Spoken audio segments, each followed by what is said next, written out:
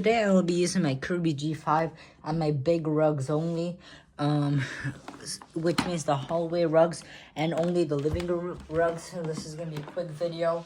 I have it on the highest setting. I will let you know how many positions down in order to make good contact with the rugs. Because if I have it on the third position down, it's going to make contact. But if I move over just a little bit, it's going to make non-contact. So I have to have like a setting, extra setting down in order for it to properly make contact. So let's turn it on, and I'll tell you in a second how many clicks down for it to make good contact.